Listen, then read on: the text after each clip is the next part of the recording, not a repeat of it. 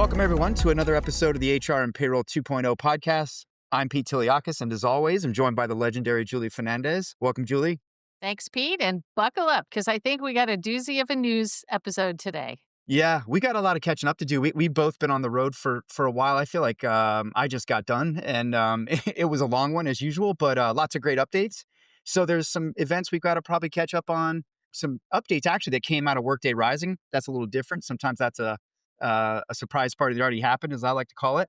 But there were some developments there I think are really important. We had UKG Aspire, and then there's just a number of other things that have been going on. I thought we could just touch on those and Yeah, share here to wrap the year up. So yeah. take us through them. I know we All try, we right. can't cover everything, but we try to get the things that are important or that we have Yes. something interesting and maybe some good insights to share, right? That's Yeah. our rule of thumb.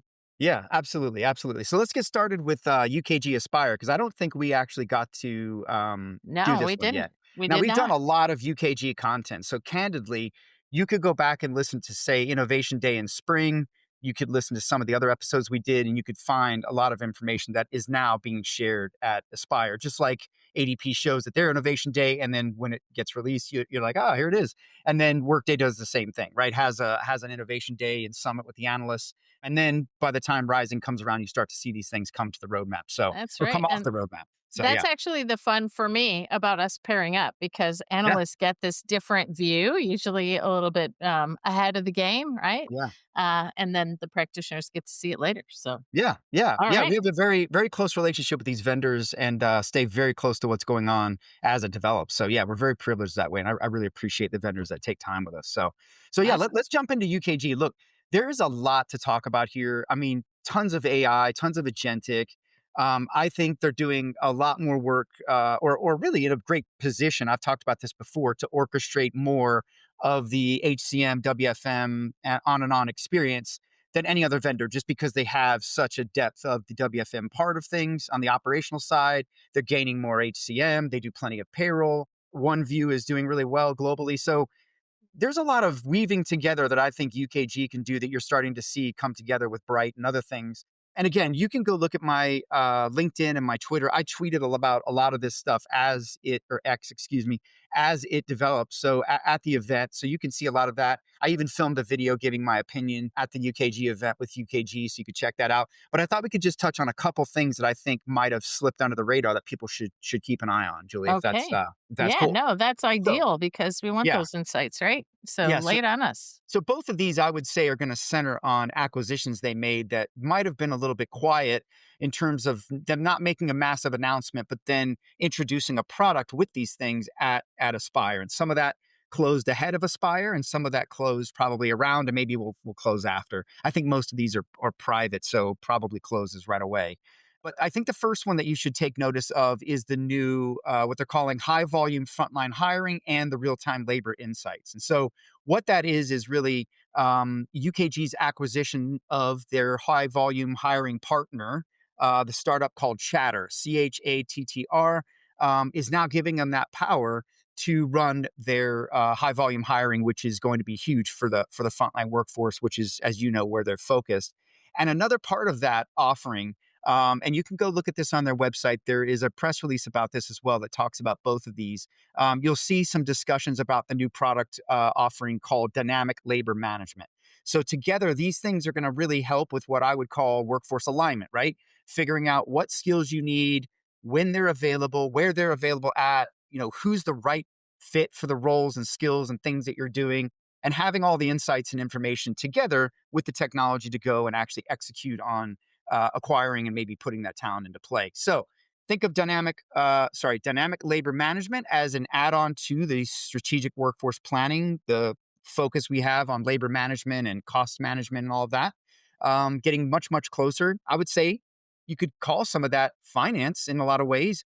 The financial planning and some of the other stuff that we've seen. So it's kind of making that bridge over, right? That could straddle HR and finance in some ways. And so yeah, lot of help here for the frontline workforce Yeah. I was going to ask employers. is so it's Yeah. close. I mean, is it closer to the scheduling and the time component that usually folks are Well, looking at or the FP&A both. side, right? It sounds like it's kind of bridging in Yeah, between. both. but also helping you now with chatter go and actually acquire, right, some ATS to help you get that talent. So it's kind of holistic picture there. And I think, again, go back to my orchestration. That's the future, I think, of all of the HCMs and your ERPs. Probably is an orchestration layer that is bringing and commanding everything together, pulling your data together, and then helping you orchestrate all of your processes and activities. So yeah, so two things here really working together: the chatter acquisition for rapid frontline hiring, along with the dynamic labor management, which builds on the strategic workforce planning and the workforce management capabilities that they already had. So yeah, so that's a very cool one. Another one that I would tell you to just draw your eyes to is, and congratulations, right? We saw the Frontline Worker Network come about. Shout out to Chime, TurboTax, and I believe OnePay was the other one that is going to provide some personalization around that frontline workforce, almost like a marketplace to help them solve problems of their own. And then the other one I really want to get your eye on is this other acquisition of a partner that UKG had called Mo. And what that is it's going. You'll see UKG Beacon again. There's another press release about this from the week. And really, what this is really a rewards and recognition and engagement and culture building solution. So it's the tech to help you create real time recognition, leverage predictive engagement sort of nudges, and personalize and be able to help employees at an individual level. So again, I think they're just bringing together, filling more white spaces in an already very robust platform. And remember, great places to work data, other things like that are all those little culture building tools to help companies, really round out that award-winning culture sort of mantra and approach that hopefully that they're looking to emulate. And these are the types of things that I think are going to fit into that Yeah, and and help that solution. listen, they're moving swiftly with that. I have a client that has chosen UKG and they're going down that path, and no sooner have they begun to get their hands dirty with that than, a use case for Beacon shows up immediately. Yeah, And so yeah, I think it'll be interesting to see, the attach rate and kind of what sort of success Beacon yeah. drives with that Mo acquisition. Yeah, and Mo, I believe, is going to be specifically with, if I recall correctly, I believe that's going to be focused on Ready as well. And there were a number of other, just so many things that were just updated by UKG around Bright and the agentic capabilities. Lots of help for frontline, lots of help for the payroll practitioners and users. So yeah, I think UKG is really just pedal to the metal like everybody else, right? Trying to proliferate the next thing and build out those use cases, build out their AI around use cases that are going to move the needle right away. And I really love that about all of this stuff. So Yeah, yeah, yeah, excellent. cool stuff. Okay, good Okay, things not to miss. Let's move yeah, forward. Where else are you taking us today? yeah. All right, let's go. Let's go to Barcelona. Where I wrapped up Okay. Workday Rising EMEA. I was privileged. Thank you to Workday for bringing me to that one. I was actually privileged to go to both this year. An abbreviated stop, as you know, we talked about. You and I did a debrief on Rising in the U.S. And generally, there's not a ton of new stuff to talk about coming out of Rising EMEA. But this year, I would say that is not the case. There was quite a few exciting things that were announced that I think are really relevant that add on to what we had already talked about. And you can go and listen to that episode and get a great deep dive on Rising from the US. But That's right. a couple things to note, Julie. First thing up is the PipeDream acquisition. Now, PipeDream, I think, is going to play along with, think about FlowWise and Sana, right? All the things that are going to help you build. Now, Sana is going to be learning and focus on the UX and UI, but think about FlowWise and PipeDream here. These are solutions that are going to help you build agentic capabilities and integrate with them interoperably. So again, we talked about this on a couple different episodes, right? That the HCMs are kind of creeping into ERP, Workday for sure, by strategy. So is SAP, always been an ERP. But those are really becoming the launch pad for a lot of agentic orchestration and building and development and adoption and training, all of that, management, everything, right? The agent system of record at Workday. So yeah, just fits very nicely with that, and I think that solves as well some integration challenges with those things longer term. Another big announcement there was Workday Go Right. for global payroll. Now, this was a bit controversial, right? Remote was named as the partner for this for global payroll managed services in Europe. So, what you're effectively hearing here is that so Workday Go is Workday's what I would call mid market play to help those mid-market companies get live faster with less cost, less friction, and hopefully step into a Workday model that is more affordable than maybe going the traditional path, right? And for some of the smaller businesses, it's been out of reach, right? It's complex, it's enterprise grade, but it's also a cost, right, to get that live. And I think Workday Go creates a very turnkey model for people, most organizations, to step into right away, get live and modernize, and then begin to build and expand from there. The challenge, though, in the middle market, as you know, Julie, is that in most, particularly in the U.S. and I know in the U.K., I'm sure in Australia it's similar. When you buy a mid-market HCM, especially when it comes with payroll, which it should hopefully, you're typically going to be wanting those buyers typically want to see services come with that, at least some sort of a compliance level, last mile on your taxes and that sort of thing. So if you buy Dayforce payroll, if you buy UKG payroll, any of the pays, obviously that is coming along with that. And so Workday, being a technology provider, not a services provider, needs to offer that. Now, as you know, they have their marketplace. You can certainly pick and choose any of your global payroll providers that you would like.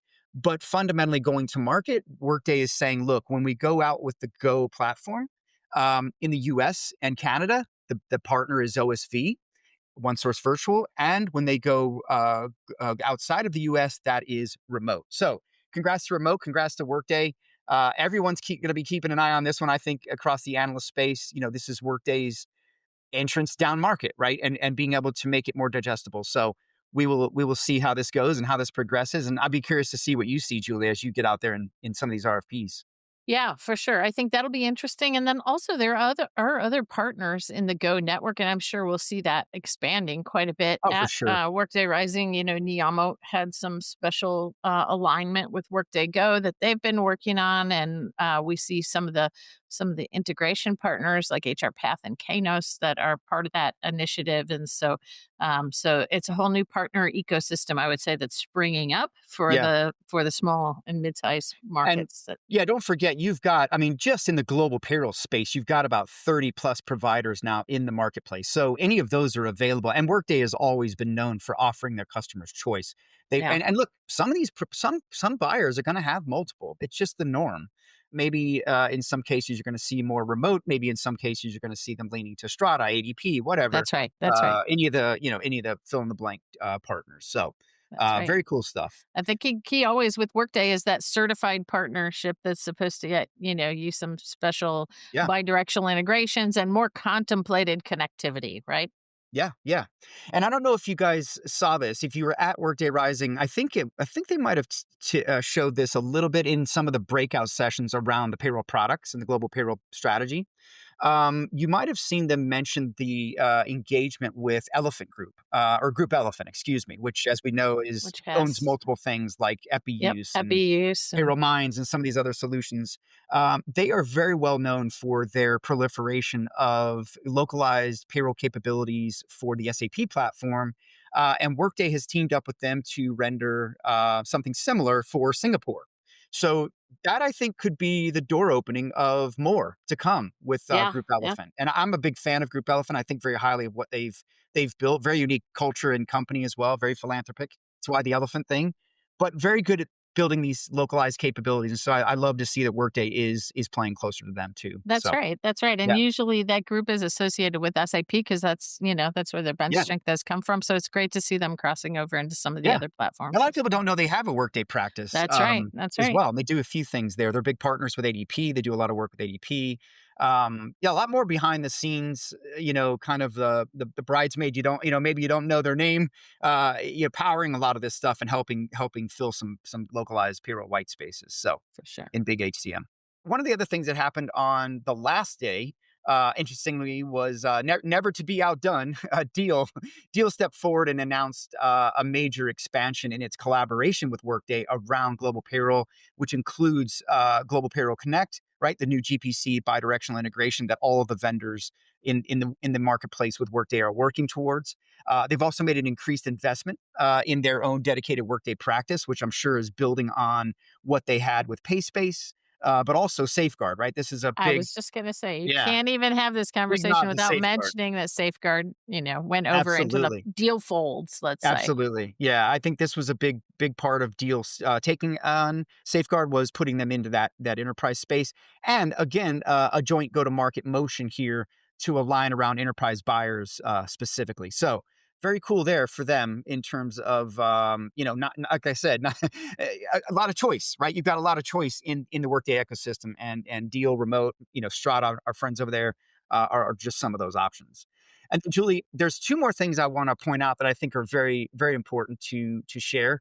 As you know, Workday is leaning on its partners to build sector-specific, localized capabilities, whatever, to fill those white spaces. And yeah, and with Workday Extend and Workday Build, you're seeing that, right? And so now you've got the EU Pay Transparency product coming from Kainos, one of their major partners, which I believe this summer, if I'm not mistaken, folks have to start showing progress with. That is, I've been doing some newsletter blogging Yeah, around that as well. It's impacting a lot of folks and their time and yeah, attendance, and workforce right. management solutions too, right?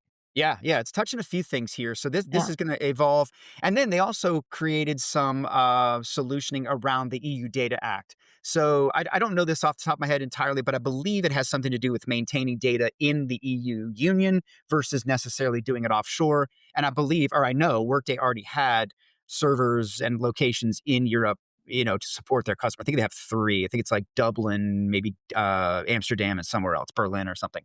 Don't quote me on that last one, but yeah, so they're already kind of theirs, but they are obviously readying themselves to prepare, or already ready to handle that compliance piece. that's So right. Just waiting for the yeah, panicked outreach from practitioners and yeah, leaders who are trying to get caught up. right, yeah. Yeah, There's always something, man, when it comes to compliance, and yeah, big HR tech has to pivot and move, right? So yeah, lots of excitement there. I love Workday Rising Europe really because I have so many clients that go there. I mean, so many that go to the US as well, but also just the digestibility of that event, yeah. right? It's about a third or half, I'd say, and it's That's just a lot more easy to digest. navigate. Yeah. Yeah, it is, but growing as well. We went to a bigger center this year in Barcelona, so that's positive, right? You're seeing a lot more engagement. Let's go into the EOR side, Julie, for a minute. Just Okay. staying on Deal, we should say congratulations, right? They just raised another 300 million Series E, which brought their valuation to an incredible 17.3 billion. I mean, in any space, that is really impressive. And so, yeah, wow, continually growing. And I don't know if you saw this, Julie, but in that announcement, they used a little bit of that cash to pick up Omnipresent, one of their EOR peers. So I would imagine I haven't briefed with them on that, but I would imagine that brought some entities. I'm sure some boots on the ground here and there. So yeah, interesting little quiet fold in. And of Yeah. course, as you just heard, they made the expansion with Workday. So Is there a particular yeah, geography with omnipresent? Because a lot of their pickups have been, besides Safeguard, have been geographic, right? yeah, I believe they were a bit heavier Europe, if I'm not mistaken. I worked with them a little bit years ago when they were younger. When their CMO Tara, I forget her last name, O'Sullivan. When Tara Yeah. O'Sullivan was the CMO, that was a long time ago. So yeah, I Yeah. think they leaned a little bit heavier Europe, maybe some Asia, but I don't recall. That's a good question. Well, and listen, as if Deal wasn't already making noise just by, the funding series and then their Yeah, acquisitions and just being, pretty aggressive and out there in that way.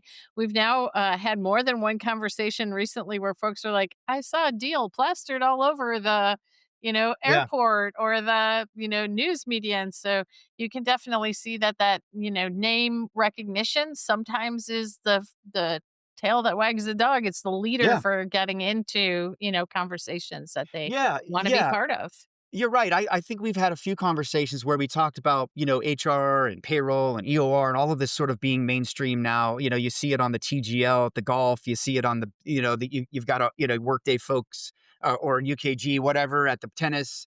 Yeah, I mean, I love it. I think it's good for the whole Yeah, industry, right? Bringing that awareness. So yeah, a lot of spend, some of that 300 millions definitely going to marketing for sure. as it should, right? As it should. So yeah, congratulations to Deal, and look, congratulations to global hiring and global EOR and all of that, right? I think it's That's good right. stuff. That's right. So staying in that world, Julie, let's talk GP Gia, now integrated with SAP.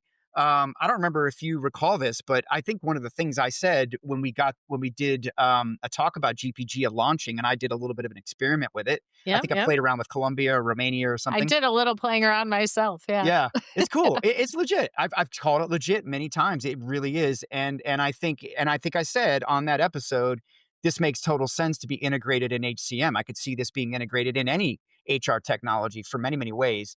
And I think this is the future of EOR.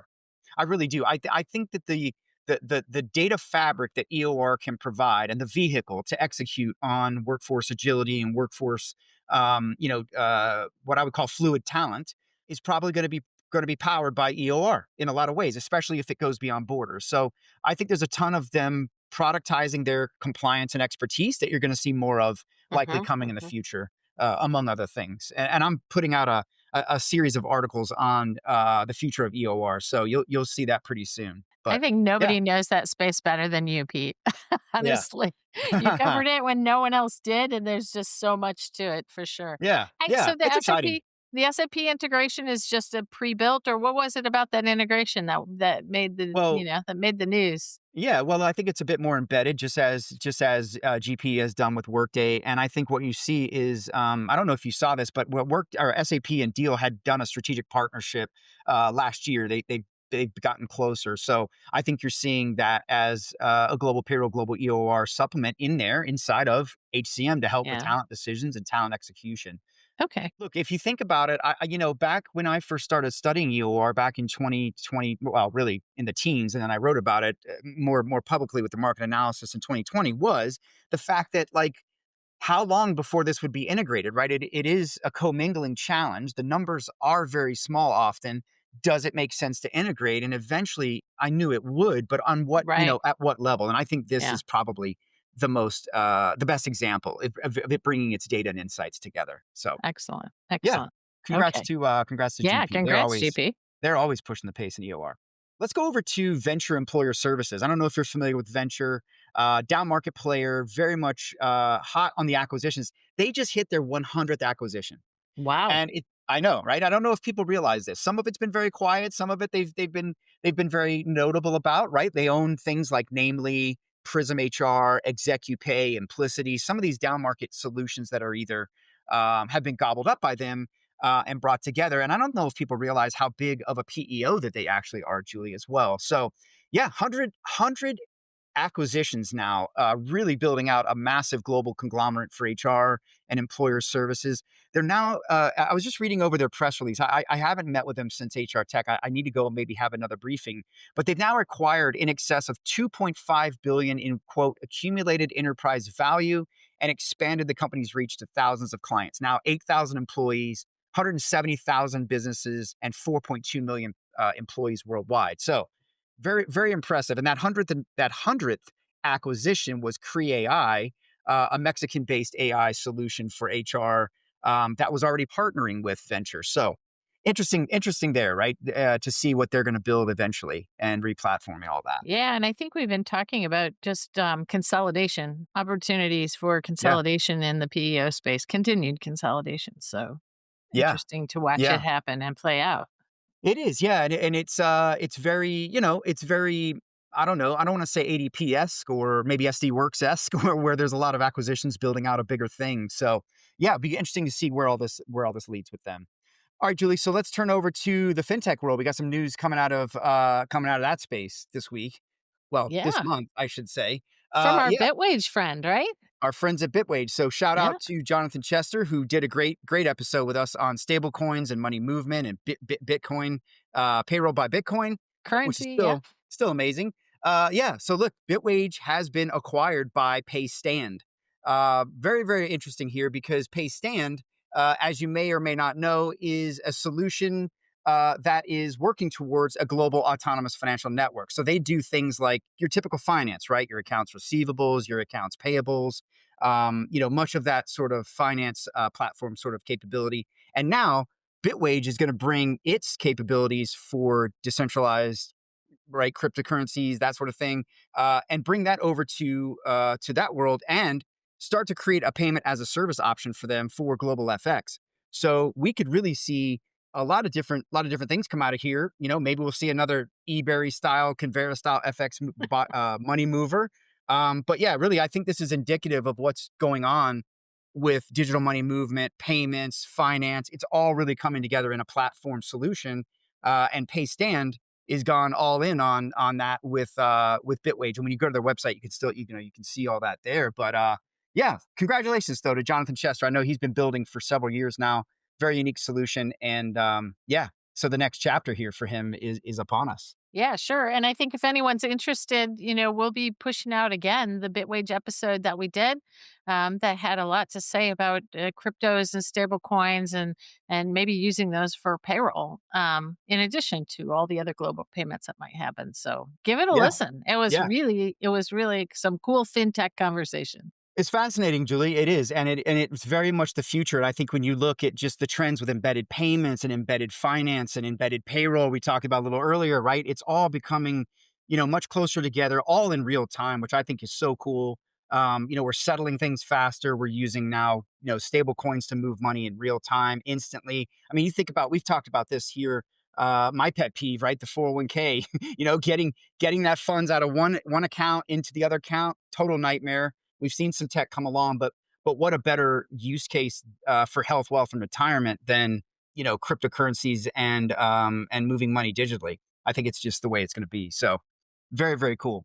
Okay, let's turn our focus back to global payroll here again. SD Works, like Deel, right? At it again, man. At it again. Always. Always in the news. Yes. SD Works has now acquired Labor Consulting SRL. It is a payroll and labor consultancy company based in Regia Emilia and Parma, Italy.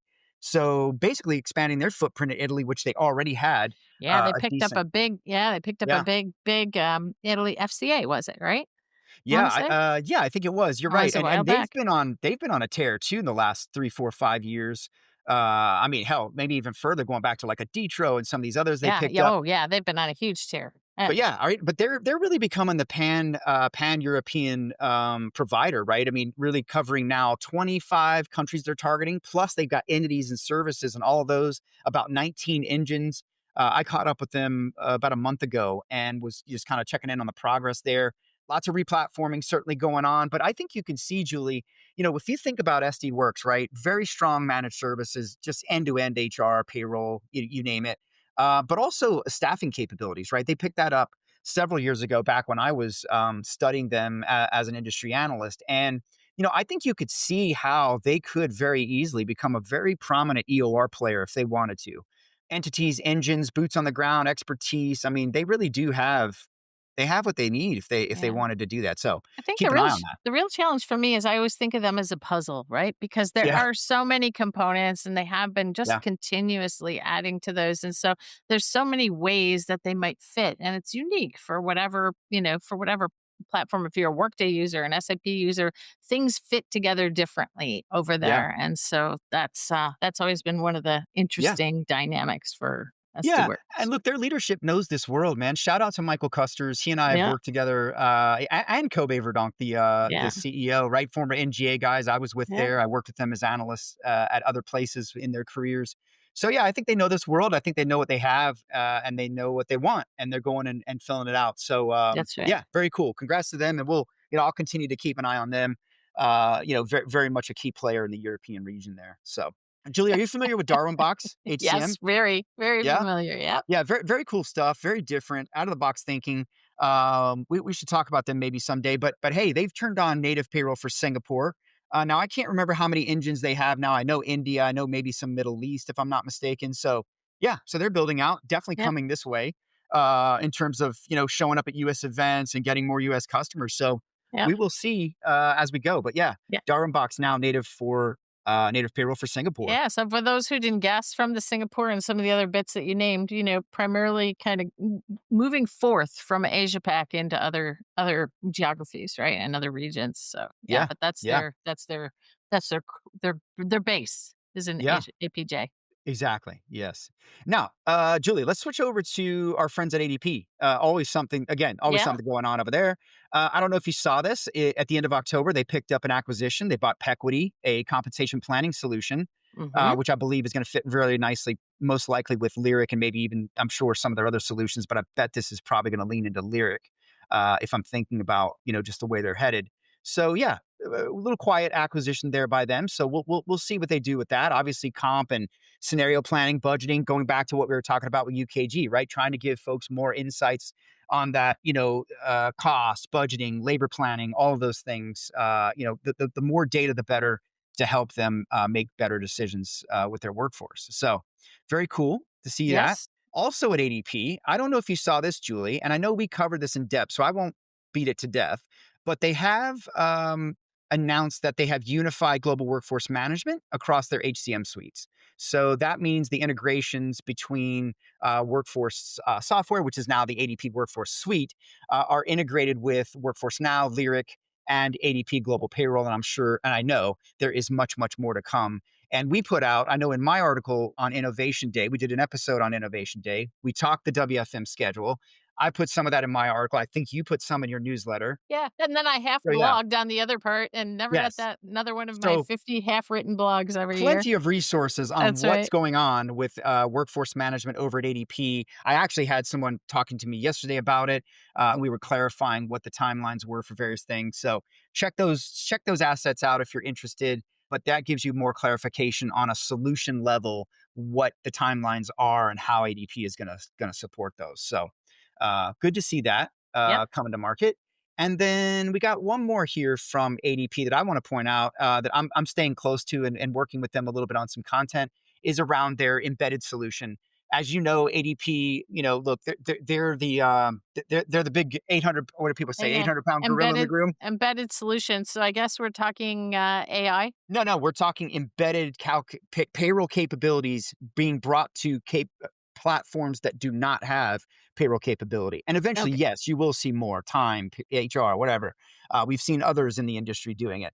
But ADP is, really going to market with this now, embedding in systems, sector type systems, business systems. So, for example, Clover is a small business POS type of solution for SMB, retail SMB.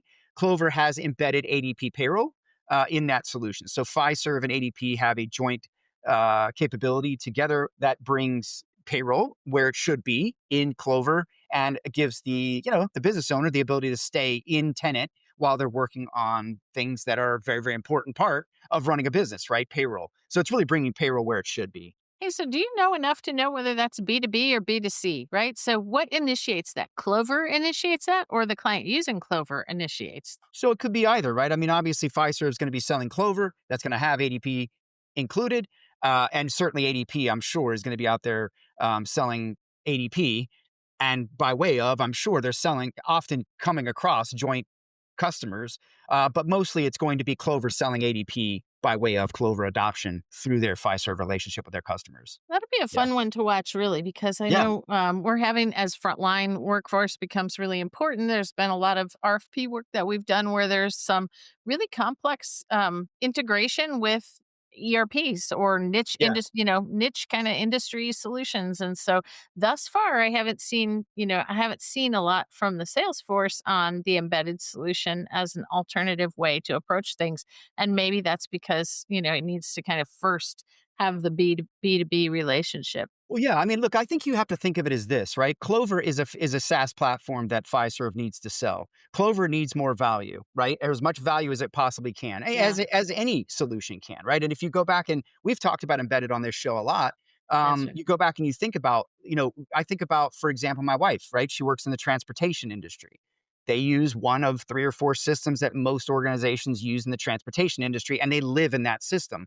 And boy, wouldn't it be nice as the Yeah, business yeah, owner if yeah. payroll and time are If right it there in happened, front of my yeah. face as the biggest P&L. And what value is that to me when I can remove the friction of having to jump out to another system or multiple systems when I've got that embedded experience and I feel like it's literally native when in reality it's a very tight embedded integration. So a lot of value for both sides of this, and I think at the end of the day, it de-frictions business for business owners, right, by Yeah. bringing these things closer together. So the point here is that I love it, right? I mean, we've already seen like Check HQ, right? We've had Jim on from Check. Check is one of the industry leaders in that. Paycor has done a great job of getting out in front of embedded in terms of the HCMs. I think you're going to see more of the HCMs break their solutions down and allow people to digest it in however ways they want. And if embedding that in another partner solution and reselling that way is how they have to do it, why not? Right? Why Yeah. not bring it Yeah. closer together? Think about something like this might be a great example, Julie. Think about something like Toast. Now, I've never used Toast. I was an investor of Toast, but Right. Toast was a POS that said, "Hey, why don't we bring more pieces and parts for the total business running of a retail, restaurant type establishment for the business leader?" And that's when they went and I believe either proliferated or bought time and attendance. And then later, I think they either partnered or bought payroll or maybe have some payroll capability. But look, if you're not in the payroll game, do you really want to do that? Right? I Yeah. mean, this is something Fiserv can offload to arguably the biggest provider in America, integrate their technology, get their security, get their processing capabilities, their expertise, and makes perfect sense for everybody. But yeah, I would say it is a B2B buy still, certainly at this point. And Right. I would largely say it's going to come by way of the SaaS partner selling into selling the embedded partner by way of that adoption. So yeah, very cool. Good stuff. Lots Very going on at cool. ADP. You can always Okay. count on them. Yes. I think also never to be outdone. Right there on their heels is certainly Paychex. Now they announced a bevy, if you will, a multitude of AI solutions this week that I think are. I feel like a little bit of this is behind the scenes. Not to say that customers won't feel it, but some of the things that they were doing was around agentic AI service capabilities on the back end of payroll. Doing a bit of AI data transformation capability work, employment law solution, right? They've got the employment law platform to help leverage Gen AI powered employment law and compliance expertise. And then, of course, they're using something called the Gen AI sales and service platform, which is a unified agent helping aggregate various insights across their sales teams and that sort of thing. So I think this has a bit of a behind the scenes tone that Sure. will impact the customers positively, maybe not directly in their face engaging it, but I would imagine these things will eventually roll deeper into the customer experience. And of course, you see them proliferating things in Flex, down market, and then of course the Paycor platform came over, still serving the up market. Both of That's those are, right. are are advancing as well. So makes total Yeah. sense, right? I think Yep. all of these vendors have to do, they got to tighten the belt internally, externally, and then of course bring it to their customers. So I think you're going to see more and more of this, right? Yep. Sharpening the pencil Yep. around the Absolutely. space. So, okay, let's stay in the AI world, Julie. I got a couple more here for you. This is a big one, and you might have some strong opinions here on this. Alight and IBM have teamed up to essentially bring basically a strategic collaboration that will pair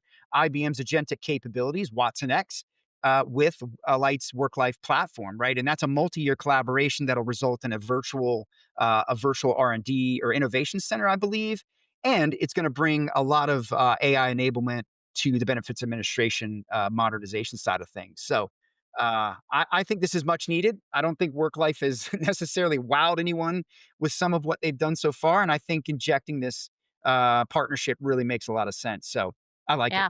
I like Yeah, it. I do too. And in fact, I think you and I are working on having a guest that we both met through the IBM world back in the beginnings of the HRO Yeah. movement in the 80s. And so I can't wait to ask her a little bit about this and see if she Yes. has any thoughts. And there is quite a bit going on with the light outside of that. The financial situation. They continue to work on. I think there's some leadership turnover with Dave Gilmet. So a lot going on Yeah. there overall, and it's great to see a move like this in collaboration to kind of help bring some of these things to market. Yeah, Yep, yeah, in much a big needed. I way.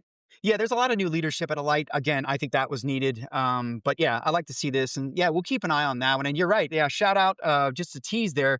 We've got Mary Sue Rogers, former. I worked with her at IBM a little bit, legendary HRO executive. We also got Trey Campbell coming, That's again, right. another legendary HRO executive, HR transformation executive. So.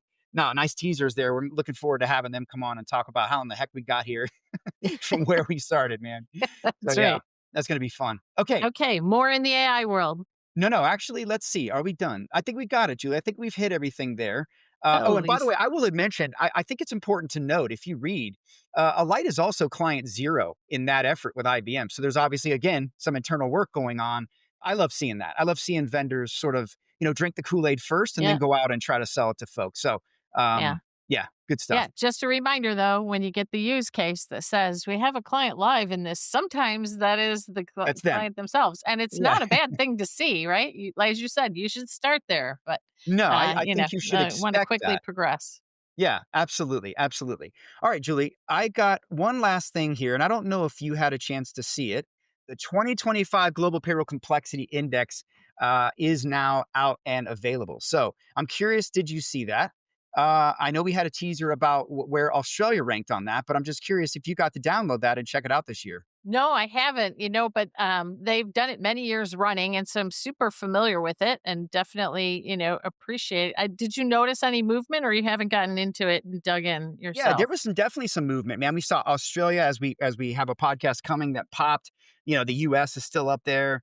But yeah, just it's getting harder out there, and I'm just curious It if is. you had a chance to check it out and chance to read that. I have not, but I thought you were going to mention something else with respect to Strata. Now I'm looking at my little Yeah, do you have tickler anything on that? list.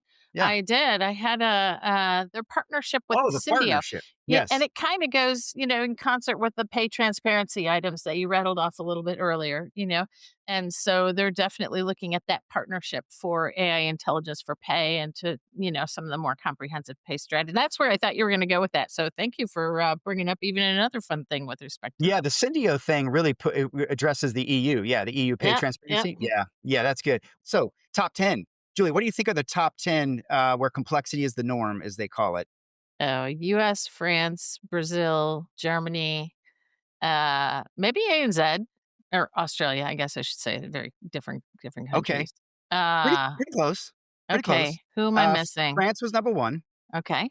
Slovakia 2, Australia 3.